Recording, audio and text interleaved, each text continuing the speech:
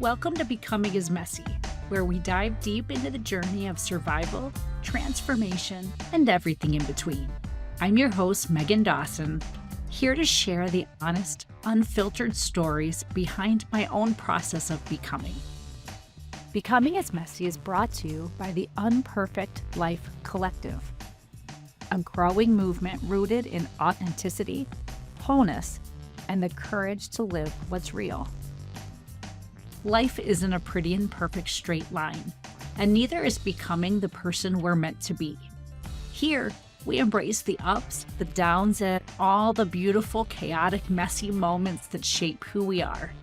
Whether you're in the thick of change or reflecting on past transformations, this space is for real conversations about what it means to grow, stumble, and rise again. So get comfy, settle in, and let's get messy. Welcome back, Messies. Today's conversation is for anybody who has ever looked at their life from the outside and thought, wait, is this really it? Our guest today has built a life and work around helping people challenge the default, rethink success, and create a lifestyle that they don't have to escape from.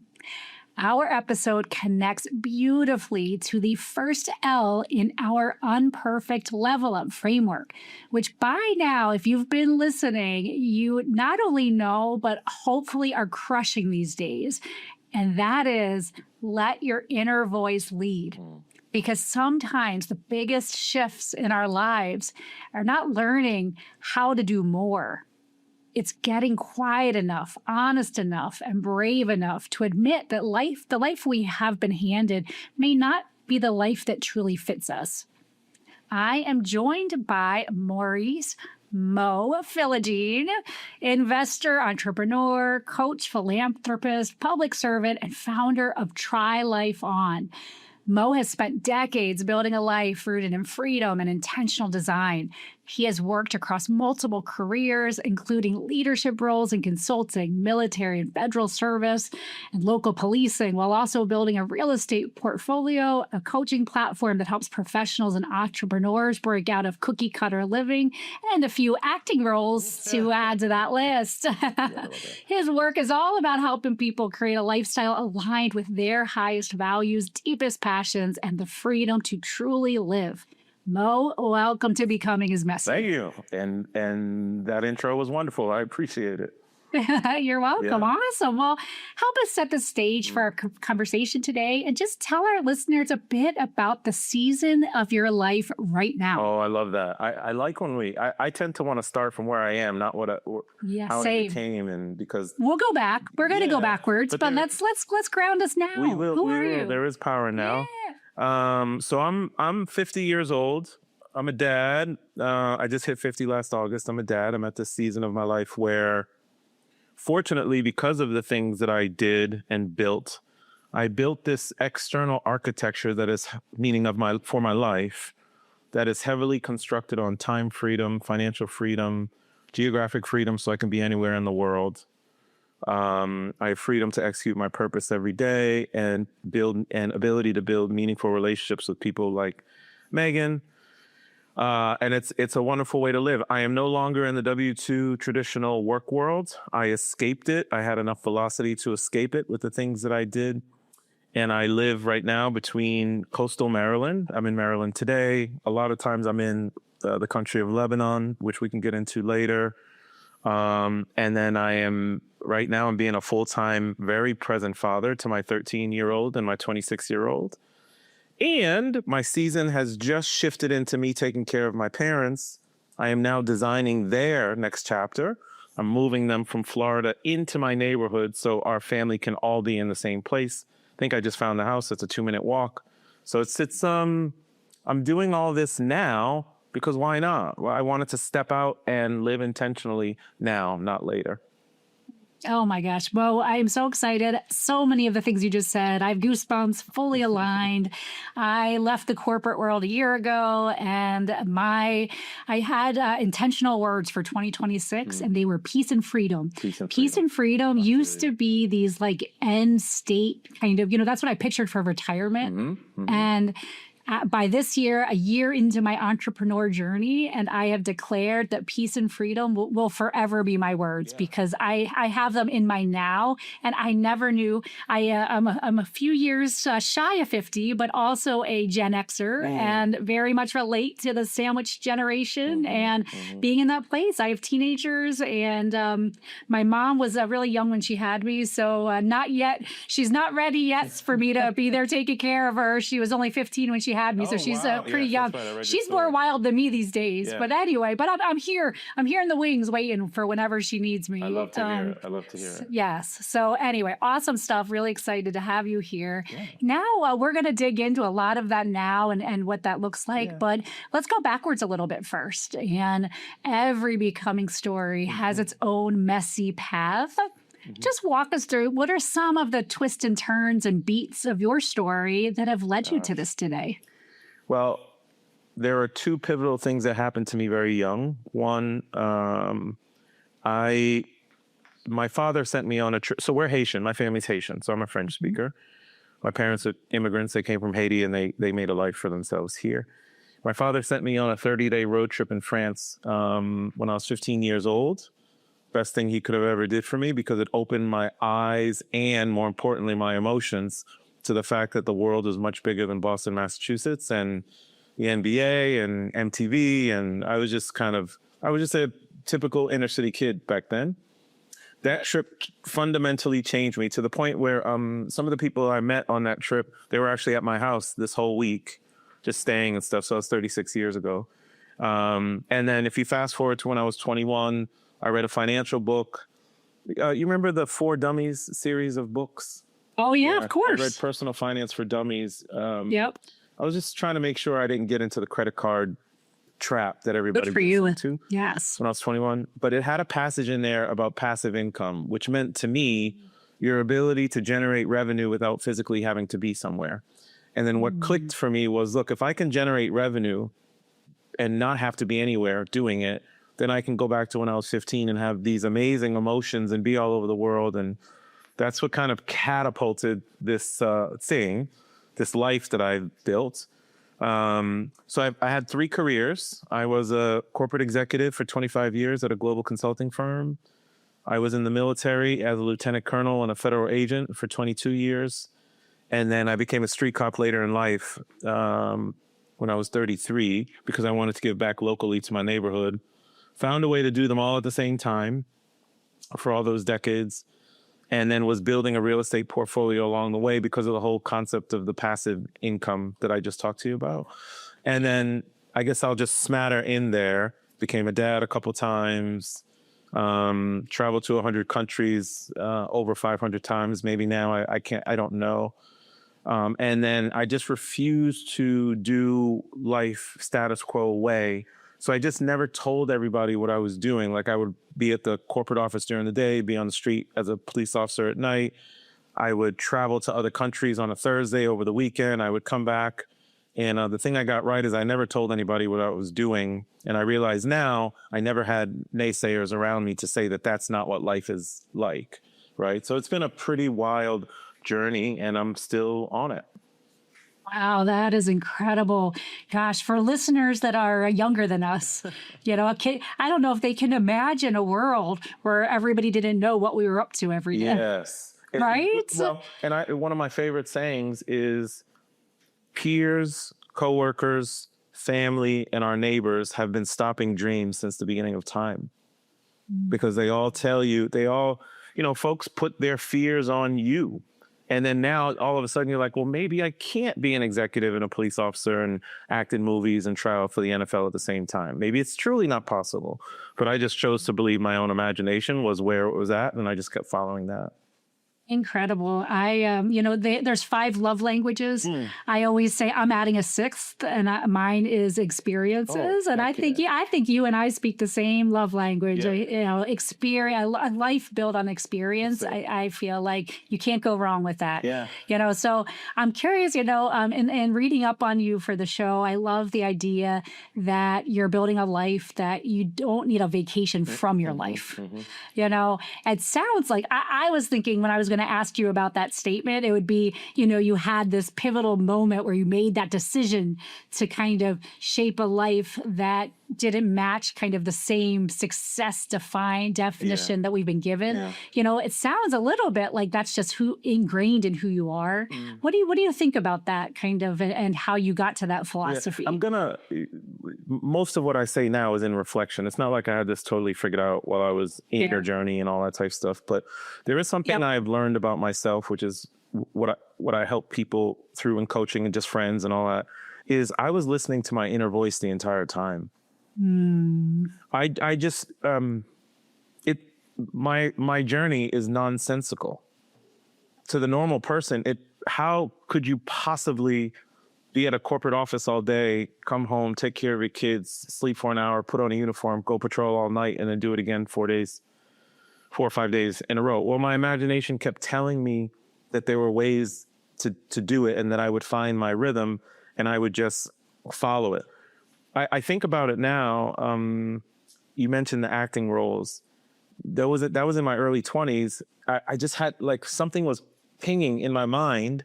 I think I want to try this. And it took me all of 2 years to be in a feature film and a bunch of commercials and TV shows. And I learned doing it that I don't like the feeling of notoriety. I'm not, I met very famous people. I met Ben Kingsley, who did Gandhi. He was in a movie that I was in. I spent time with him. He's great. And I'm just like, no, it's not me. But what is me is now I realize that I had the ability to step in and out of states whenever I truly wanted to. And I tend to be the kind of person who, when I find something that works, I stay in that for decades. I'm not like a instant person. Like, let me just do this for a day. Let me just do this for a day. No, I do things for decades and decades. But it's just that I was listening to my inner voice, and anything that felt good to me, I did it. And it has resulted in lifestyle. I don't need vacation. What am I taking a vacation from? Right. My life itself is what I think people really want, which is to build a life book. And more importantly, to have the emotions and the thought processes that we were put on this beautiful planet to have, right? We're being numbed out by corporate structures and formal education, and we're being taught to be an employee rather than our God-given gift, which is to just go live. We used to do it as kids. Adults forgot how to do it, but I don't think I ever forgot. I think I just started doing it a different way. Yes, I am going to play this episode for my kids. You know how kids, you've mentioned the ages of your kids. So I think you'll relate to this. When it comes from their parents, they kind of roll their eyes. They hear it from somebody else, the exact same message. And it's like, oh my gosh, like a light bulb goes off. They think that person's a genius. And I think what you're saying right now and sharing the story of your life, I believe is what we need across our country, our world, is getting back to recognizing your inner voice and letting that shape you in each new moment and letting you simply be. And it's just that voice is going to carry you into all of those experiences that you're going to need. I agree. And I have grace for people. And here's why. Yes. No one's doing anything wrong. I didn't do anything wrong. You haven't. Your kids aren't. Certainly my kids aren't. But we're all in a system. Yes. When we are, let's say 0 to 10, we are just following our inner instincts. We go outside, we jump fences, we pop a wheelie, even though we think we know we're going to fall over. We just do it. We're just following our imagination and what makes sense. Okay, then we get put into the formal education system. There's nothing inherently wrong with it, but what it actually does, from my perspective, kindergarten, first grade, second grade, we're creative. We eat glue, we throw paint on walls, we run around with scissors in our hands. No one's really messing with us. But we get into, elementary school, middle school, compliance starts to set in. Hey, Meghann, sit down or bring this permission slip home to mom. You can't do that. Susie, stop talking. Come sit at the front of the class. We get into high school, and then now we go from creativity to compliance to now into competition. Me and Meghann are competing to who's going to be in the AP class. Exactly. If Meghann goes to community college and I go to the state university, I'm better than Meghann. Says who? Says who? Exactly. We're just at competing. Who's going to be the prom king, the prom queen, the valedictorian? It's just nuts. And then it translates into the college. And my dear, it translated right into the work world when you and I were competing to be the executive vice president of marketing to try to get the cube on the 6th floor so we could look out on K Street in the middle of the city. Everybody's competing. And the creation and the creativity of life just gets so muted by all these systems that we're in.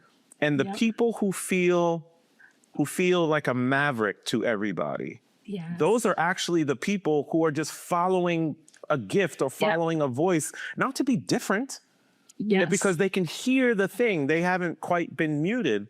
And that's the message I try to get across to people. My kids have gotten it. They're like, no, Dad, we're just going to get this education, but we're going to use it as a means to generate income, as a means so we can go live the way that we want.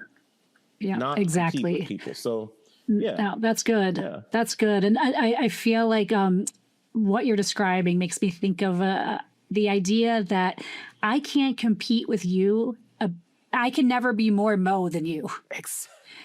You know, exactly. you can never be more Meghann than me. No way. And what a world if instead we had a structure where we helped each other simply be our best versions of ourselves. Then it's an abundant world. And our kids get that too. And, for our listeners that maybe, this is a concept still maybe in the system a little bit and still some awareness of what could be different. For our kids, it's just teaching them, listen to your gut above all else. Listen to that inner voice. And sometimes what they come to us, our freshman in college, he's out in Boston right now, and he approached us recently and shared that he's considering dropping out of the 4-year college, getting a 2-year degree because he's already earning income. He's already a coder. He already has a side business. And, the traditionalist in me worries about that. Obviously, I want the best for my kids, but his gut knows best. And if that works out or not, doesn't matter. It's just his gut, and he needs to learn how to follow that right now for what's best for him. And where that leads is best. It's going to be, maybe it's a learning, maybe it's a thriving. I don't know. We have to trust it. Like you and I are parents. We have to allow our kids to go. We have to give them. My father talks about it all the time. They got me to college, and then said, I'll never forget this. I called my mom summer between freshman and sophomore year at University of Virginia. And I said, Mama, she said, yes, baby. I said, Mama, I don't have any money. She said, oh, welcome to the club.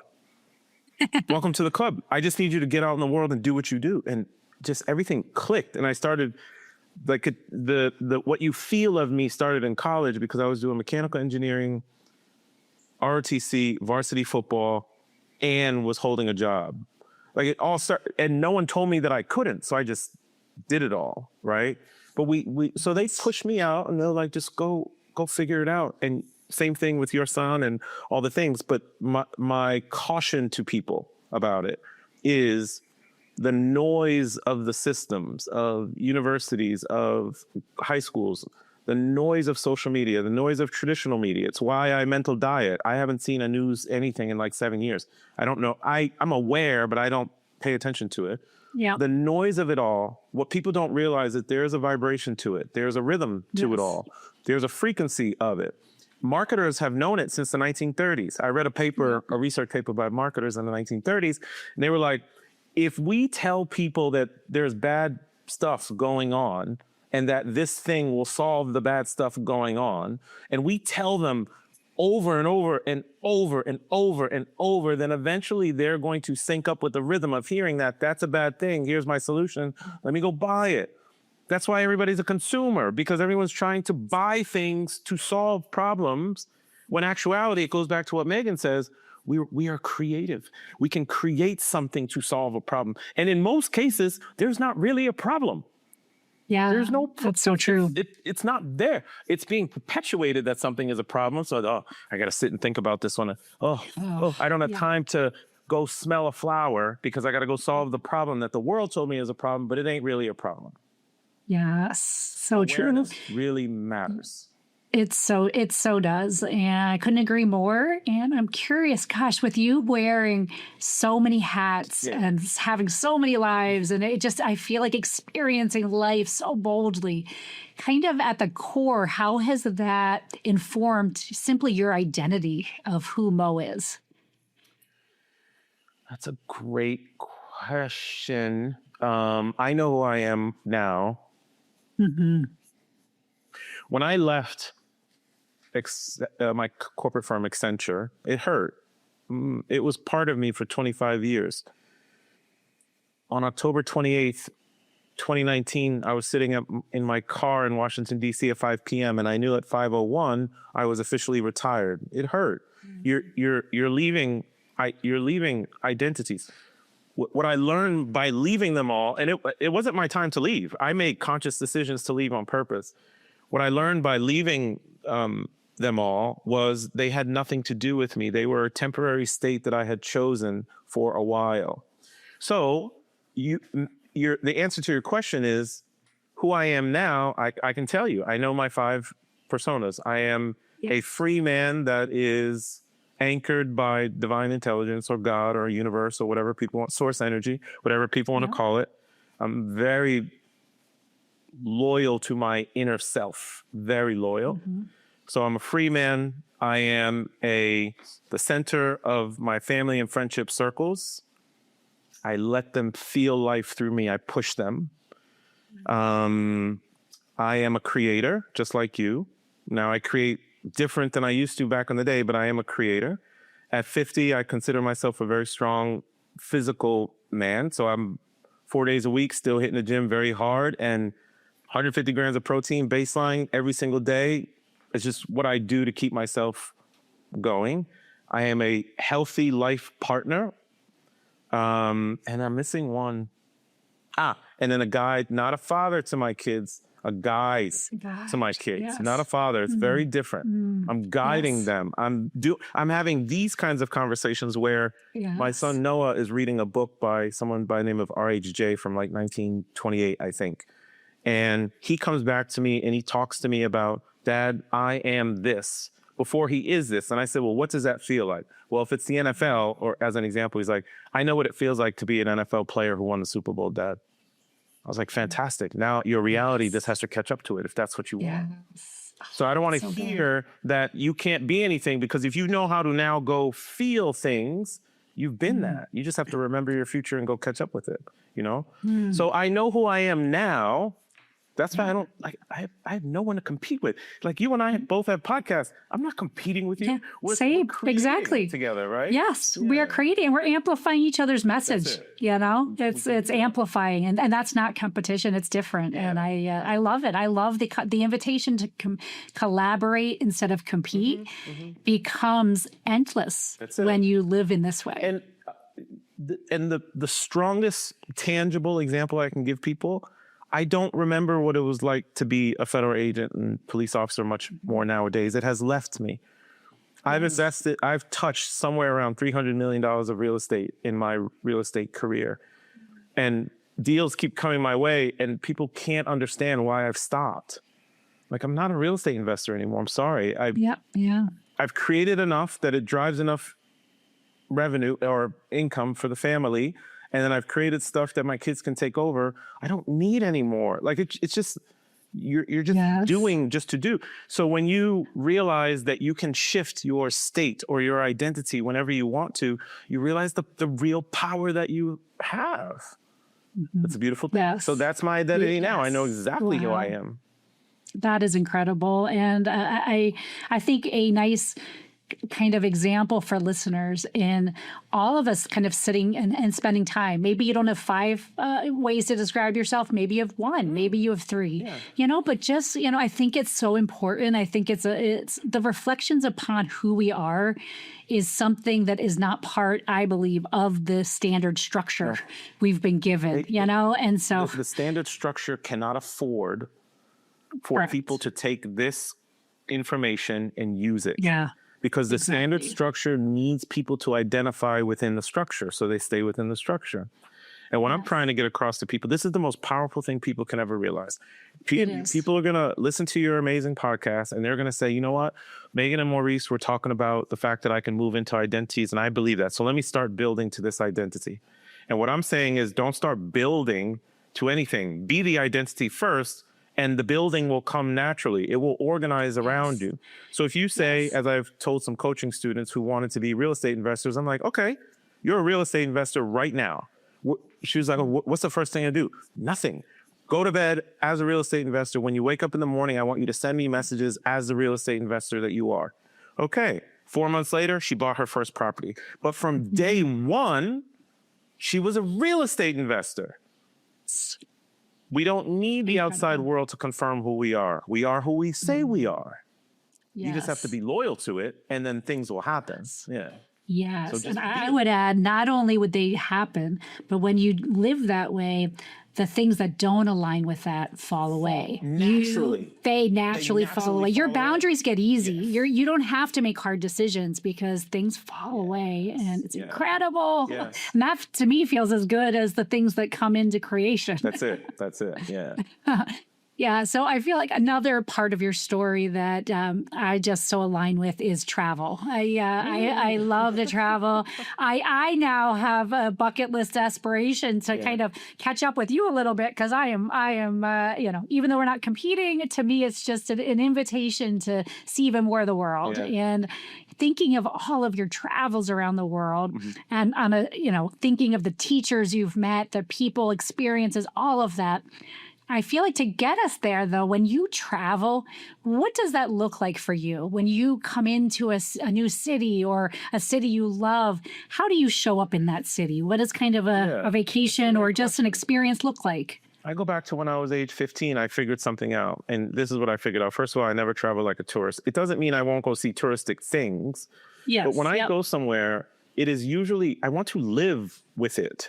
I want to experience it. So, for example, it doesn't take me very long. So like, sometimes I'll stay at a hotel. It's rare, actually.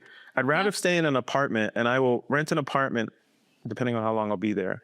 And I will rent it walkable to the grocery store. But I will only go to that one grocery store. And it won't be a big one. It will be like the mom and pop thing. And they will see me every day. And I will meet the mom and pop and just start kicking it with them, okay? If I need to get around the city, we have Uber nowadays, but you can still get general taxis. But even if I get an Uber to take me somewhere, I get the guy or the girl's number. I'm like, hey, why don't you be my personal driver for the week? I'll pay you for that.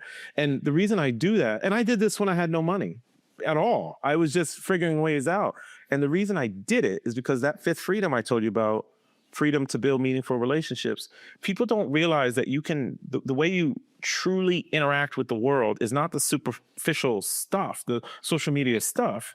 It is if Kevin is the Uber driver or the taxi driver and Kevin picks me up 10 times, eventually Kev's going to be like, hey, man, come to my house, have dinner with me and my wife. Yes, or the best. There's a speakeasy downtown. Or, hey, there is a coastal, where I go in Lebanon now, there is a coastal town in northern Lebanon.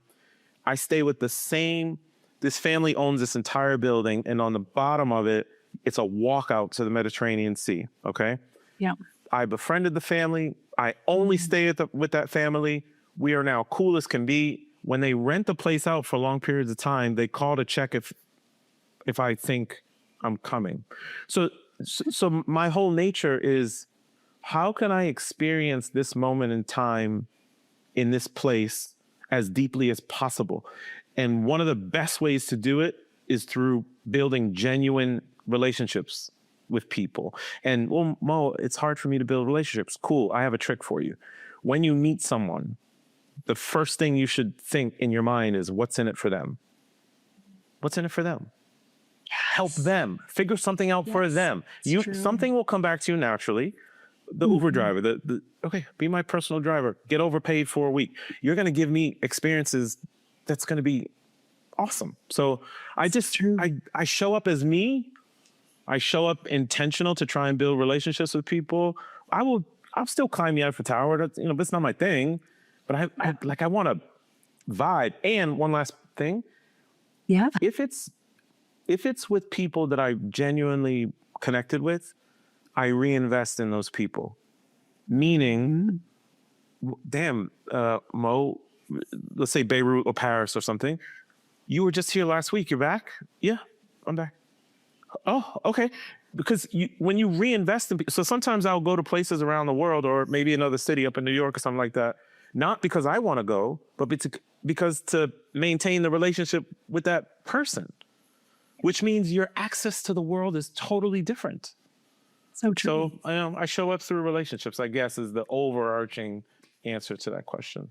Yeah. So I think that showing up through relationships, I learned this years ago. I traveled a ton. My first kind of big corporate job, I led conferences, traveled the country leading conferences. And my coworker and now good friend, Courtney, always asks every type of person their name. So whether it was the doorman, whether it was the waitress, whether it was our taxi driver. And I feel like just using somebody's name, for people listening that don't, maybe feel a little bit uncomfortable or not knowing how to kind of engage with strangers, I feel like just knowing somebody's name and using it just softens and it makes it so much less transactional when you do that. And I understand that people are not, I'm a very extroverted introvert. I can be very extroverted, but I like my own space. But I also tell people, look, if you're trying to connect or you want to, and people are like, I don't know what to say. You don't have to. You can just offer energy. Mm-hmm. Like, what do you mean? Well, that person owns the gas station, and you're in London or something. The person owns the gas station. Are you the owner? Yeah. How did you get this amazing business up and running? Mm-hmm. How? People, business owners, people, restaurateurs, they want to tell you. They do. They really do. And if they're busy, hey, I'm busy, but I bet you they'll pop back. So you can always offer your energy based on what you are seeing. Wow. Right? That's and great. then you connect with people that way. Everybody has to that's connect. beautiful. Nobody wants to live by themselves forever. We're social creatures. We cannot. It doesn't work. Wow. And so cool. Like, what if in every human interaction, you help the other person feel a moment of pride in themselves? Exactly. Like, I feel like that's beautiful right there. Yeah. So let's talk a little bit about, we've talked a lot about how you live your life. You've referenced coaching and helping other people and touched on your framework, but talk a little bit about what that work looks like and dive a little further into those pieces of the framework. Sure. So the platform is called Try Life On. I started it back in, I think, 2021, and it was organic. It was because I was on a podcast my first podcast interview I ever did in 2019 with my friend Jerome, and he challenged me. He's like, man, if you're a man of service, police officer, military guy, because you always want to help people, how come you're not telling people how you beat the system? You generate all this income, you decline promotions at work because you know not to fall into the trap. Why are you not talking about it? So I started talking about it on LinkedIn, and it got very popular very quickly because I didn't care. Like, I wasn't there to appease anybody. I was just telling my story. And I think when you have lived experience versus I have a framework, lived experience, people can see themselves in you. Exactly. Right? People started asking me to coach them, and I was like, on what? On what? How did you design your life? So I came up with the framework Try Life On. It is essentially three or four components. It is a visioning process. You write your perfect day. That's kind of what I do with my son. Like, what's the emotions that you're feeling from Noah 15 years in the future, excuse me. You write your perfect day. You create goals based on 5 freedoms: time, financial, geographic, which is more about mobility than it is traveling. But geographic, your purpose, and then relationships like we talked about. We figure out the blockers to those goals, and then we figure out the actions and relationships to get over the blockers. You get over the blockers, you get the goals. These problems they perpetuate in our mind as massive. I can't live in that place, or I can't have a dual lifestyle, or I can't be a business owner. Sure you can. Write the problem down on a piece of paper. Now walk around the table 10 times. You'll see how small that problem is. We get rid of the blockers. There's finances behind it. So we do a financial blueprint so we can start generating revenue away from the traditional career, but sometimes with traditional career. whether it's real estate or some other thing. And then a lot of mindset related work with these Tri-Life On principles that are on the website. And that is to lock in your identity. That is to get you to a place where, and I think people sense this about me sometimes, I have no interest in the dynamic of what society tells me I'm supposed to be. I just am, right? People need help to kind of break that after 30 years of being inside of a system and all that. You put all that together, I help people try life on. I help people design lifestyle they don't need a vacation from. It has nothing to do with necessarily travel or anything. Some people just want to be local in their Midwestern town, and that's fine too. And it's been great. And it's been like 350 people one-on-one, and it's been it's been heavy. I'm taking a break now for a while because of my own identity and life desires at the moment, but it's been great doing it.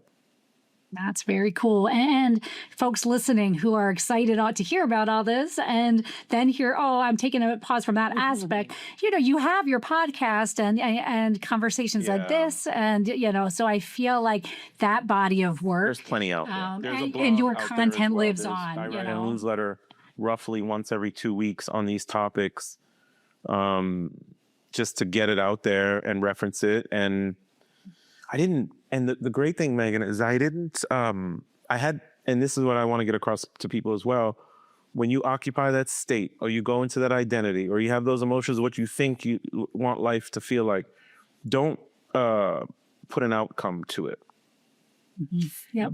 Don't predict your outcome, because if you predict the outcome, what ends up happening is you're narrowing the path of what source and universe will do for you. You're hampering yourself. So I just do this stuff to see where it all comes without care of the outcome. Just like, let me see if I can help people. Yeah. The podcast has been heard in like 120 countries. The blog hits, I don't know, maybe 50,000 people or so. And sometimes, like this weekend, I'm supposed to write a blog and I'm not going to. I have nothing to say. So yes, that's so powerful. Yes. I love that. Yes, I think that we just overcommit ourselves and think we have to stick to that. And it's just, no, if you go with the moment, everything you're saying resonating so much with that approach. Cool. So for this section, kind of one last question here, and then we're going to shift a little bit to our next segment. But for somebody listening who knows that they're outgrowing their current life, but kind of feel terrified to rock the boat, what is just one little try life on experiment, just something that they could begin just to kind of get rolling with this? Yeah. There is a try life on principle if they go to the website, but there's a try life on principle where it says life is something you practice. It's not a destination. It is not a destination. Let me explain. If you feel like you want to go do something different, what is holding you back, Joe Dispenza talks about this a lot, but I'm going to talk about it from a different perspective. But what is holding you back is your body and your mind are familiar with what you have been for the past few decades. You're worried about the unknown, okay? What you sense from me, probably in this conversation, is I'm wired to not worry about the unknown. I just go, which proves we are neuroplastic. We can change. So for the person listening in this example, they can change. And one of the ways they can change is go practice it. So I had a coaching student. She's a friend of mine now. She lives in Maryland. She wanted to create a lifestyle between Maryland and Florida. So what we did was I said, go to whatever airline and find where that airline flies direct to Florida daily. Okay, she found one. Okay, get on a plane on Thursday, go to this area, rent a place, stay there, not as a tourist, but like you're living there. And she wants to be a real estate investor. So I said, okay. So then when you get there or before you get there, call a real estate agent in the area, have them meet you as the real estate investor that you are, and just feel it. She did that like 5 times. And do you think it's stuck? Wow. It's stuck. Yeah, of course it did. So what I'm saying to the person who wants to try something, like, is feel it. And that's the, I don't know if that's the midlife crisis thing or whatever, but that is the people who stay in their careers way too long. They're stuck. You should leave, but instead of listening to the voice is telling you that it's time, Your emotions, because they're familiar, it takes less work to stick with a negative, even if it's a negative emotion, it takes less work because you're familiar with it. Yeah. Until you get around people who just do this type of stuff all the time. Exactly. And they will never allow you to stick with your old emotions because the new ones can come just like that. And the other ones, as you said, Meghann, they will just drop off. Yes. Once you become what it is you were supposed to become, when you make the choice to become what you were supposed to become, it will drop off. So go practice your life. Go practice your life. I love it. All right. So we're going to shift gears to a segment that's called Rapid Real. Cool. Just a quick, light, instinctive answers. No need to overthink. Just whatever pops into your mind first. All right. So first is there a ritual or a practice that you kind of do daily to keep you grounded? Yeah. Now I didn't do this before. Before for me, it was the gym, the 4 a.m. gym session. Yep. Because there was a gym I would go to that was empty. And I love being there by myself. Now it's inner work time. So the first thing I do before I wake up, I grab my coffee. There's certain books I'll read to raise my consciousness. I might journal. I definitely meditate in bed before I get out of bed, usually for about 45 minutes or so. The world will dictate your life if you allow it to. If you can ground yourself in what is important to you in the morning, and for me, it's inner work, my conversation with myself and the intentions that I have for the day, nothing can pierce it. So I set my intentions for the day by doing that work. And the way that I can summarize without going into my whole routine is my job in the morning is just to raise my consciousness. Nothing can pierce it after. Like, good luck if the world is like, oh, there's a bill to pay. You're not going to have me jump online and pay the bill first thing in the morning. No, I'll get to it when I get to it. But I run through my consciousness work in the morning, and that helps me big time. All right. A country that stands out as changing you forever. Oh, God. They all change me. I'll say two. Yes. Well, I'll just give two. One is Turkey, because I was a federal agent there in 2015, and it opened my mind up to the Mediterranean. Okay. And then now it's Lebanon, because it led me there. I've had friends and family there and significant others, and I'm there constantly. And you would think I would pick a country like Italy or Spain to be in the Mediterranean. No, the ruggedness of the whole thing, despite what's going on in the world today, the beauty of that place where I can ski in the day and then drive 40 minutes and go for a swim in the Mediterranean is unmatched for what my spirit wants. So those two countries have helped me. Is there a book that you like to recommend to people? Yes. Nowadays, it's Power of Your Subconscious Mind by Dr. Joseph Murphy. It's you understanding how your conscious and subconscious operate together. There are 5 other books. If people go to the website, find the Mental Diet newsletter, and you'll see the 5 books that I read over and over for 20 years. But what I want to say about books, I recommend the book, but I've reread the book like, I don't know, 200 times. I'm not saying the book is the best, but I'm saying I'm the best at that book. People have got to stick with it and learn it and practice it and da da da. But that book, Power of Your Subconscious Mind by Joseph Murphy, is a game changer. Sounds good. I have to add that one to my list. All right. A small luxury that feels like real wealth to you.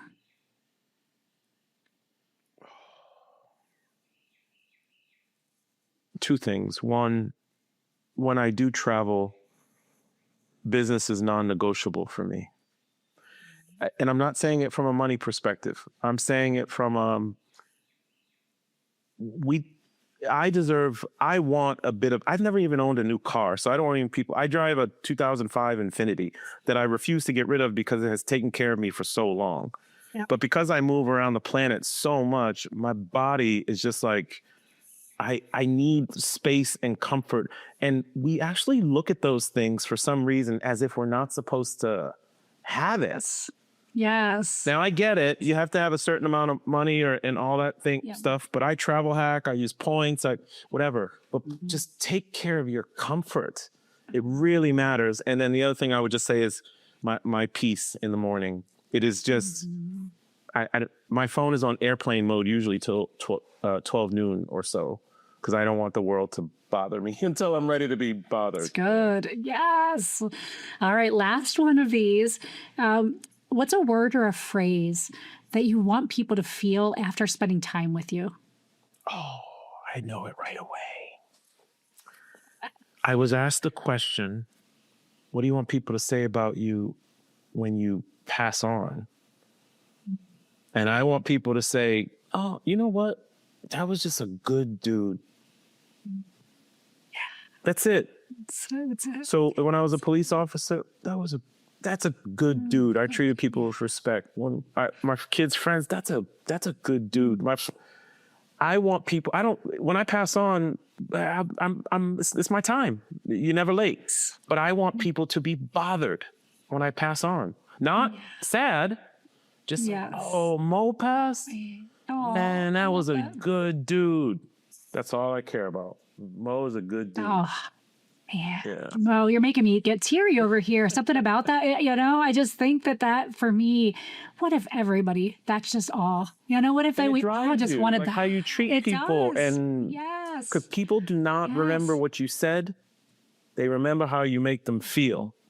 Yep. And I strive to make people feel as good as possible. So you can say I'm a good dude when I go. All right. Well, I would say you're a good dude right as of now. So I feel like I'm leaving this conversation saying that. So before we get to the final question, is there anything that we didn't touch on? And then also, how can folks connect with you and your work? And I will also include all the links when I share out the podcast. If you are listening and you get anything from me, it's that you are the creator of your own reality. My story is nonsensical. It makes no sense that I did all those careers, that I touched 300 million. I'm an inner city knucklehead. But I learned that my imagination is the most powerful gift in the world, and I followed it. And then I've also learned over time that what I was actually doing was creating my own reality without being skewed by other people or other people's thoughts or whatever. So I just want to tell people, you are more powerful than you could possibly understand. It is a God-given divine gift, which is your imagination, which will then spark inspired actions if you listen to your instincts and you keep the resistance away. Get rid of the nonsensical social media and all these things that are rhythmatically changing the way you think. Go create your reality. And then the way that folks can reach me is just trylifeon.com. You just find me there. Maurice@trylifeon.com is the email address. There's a WhatsApp group. There's about 110 of us from 45 countries who talk like this every day and support each other's business ventures and all that type of business ventures and creating life. And we get together with each other if folks are interested in potentially joining that. But, trylifeon.com is the best place.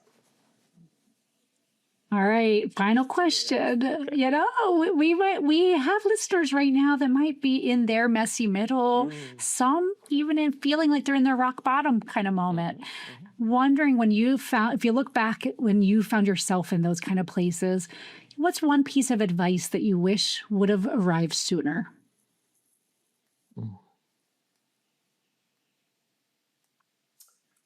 Okay, I'll use the case study on you so they will understand what I'm saying, okay? Sure. Meghann, the problem that you had on January 9th, 2025, what was it? It was I left my corporate job. My job was eliminated from a corporate position. And is it a problem now? My income, my livelihood. No, it's not a problem now. Nope, it's gone. So that's a good. All these things are temporary states. Your job, listener, is to just be aware of it and to know that this too shall pass. It doesn't persist. I don't know what problem I had 3 weeks ago. I have no idea. I just know that my job is to go get to the next best thing. So I had a horrible day yesterday because my dad has a short-term memory issue, and he was driving around his city in Florida, and I finally got him home after a few hours, and I was like, geez, well, this too shall pass. My job is to get to the next best thing, and I know how to raise my consciousness, as I told you. Yeah. I moved on. I don't sit with it forever. Yes. So just you know you can handle it. Just know that it's a temporary thing, and to move on to the next best feeling thing that you can get to. Well, Mo, thank you so much for being here. I am glad to have you as a Messi now. So welcome, I love your welcome title. to the club. Yeah. Welcome to the club. As we wrap up today's conversation, I just keep coming back to one simple but powerful idea that we talked about. The courage to build a life differently starts with trusting yourself enough to listen to that voice inside that says there just might be another way. That voice is often quiet at first. It shows up with curiosity, a question, a little tag or tug at you that says the path everybody else is walking is not yours. And the truth is, building differently rarely looks clean or predictable from the outside, but it can feel uncertain, unconventional, even messy at times. But that's exactly where the magic lives. Today's level up is really about the moment when you stop outsourcing your definition of success and start trusting yourself enough to design a life that actually fits who you are. Not the life that was expected, not the life that looks impressive on paper, but the life that feels aligned when you wake up in the morning. So if something in this conversation stirred something in you today, maybe the invitation is simply this: listen a little closer to your inner voice, because sometimes the most powerful thing we can do is trust ourselves enough to build differently. And that, my friends, is a beautiful kind of level up. Until next time, stay messy, and thank you for listening. Before we wrap today, I want to invite you to be part of the Becoming is Messy community. Subscribe to the podcast so you don't miss a single episode. And if there's anything that resonates with you, please leave a review. Your feedback means the world to me, and it helps other people find this community. Follow me on social media. I'd love to hear your ideas for future topics, your questions, and stories from your own messy moments. And if you're feeling inspired, check out the Becoming is Messy shop, where you can grab a mug, a t-shirt, or something else that reminds you to embrace your messy magic every single day. A huge thank you to the incredible Wolves and Sheep for providing the music for Becoming is Messy. Check them out on your favorite music streaming platform. As we close out today's episode, remember this: messy is just another word for growing. So keep showing up, keep laughing, and keep making beautifully awkward progress. Until next time, stay messy, my friends.